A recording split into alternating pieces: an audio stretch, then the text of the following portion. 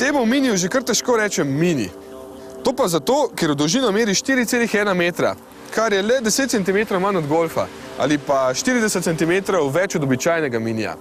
In to hkrati pomeni tudi, da je tukaj notri veliko več prostora.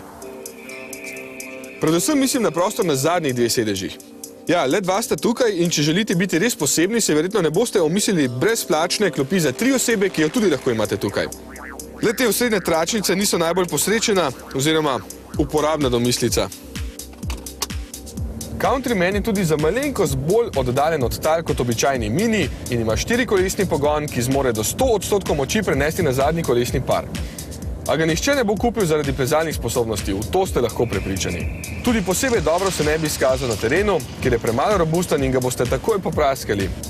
Zato ga je pa res preveč škoda.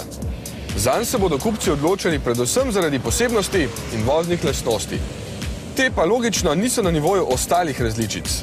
Lega je res še vedno odlična in zelo športna, vendar se večja oddaljenost od tal in daljša medosna razdalja poznata.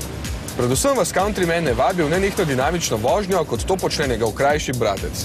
Kljub temu, da tudi tukaj pod motornim pokrovom razgetaži vahnih 180 konjev.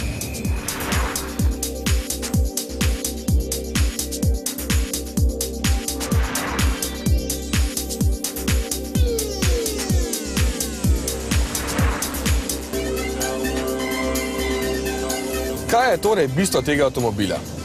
Bistvo je, da bistva ni. Countryman je avtomobil z odličnimi voznimi lastnostmi na večini podlag, dobrih in slabših. Je mini in hkrati ponuja več prostora kot mini običajno. In je poseben, v to ste lahko prepričani.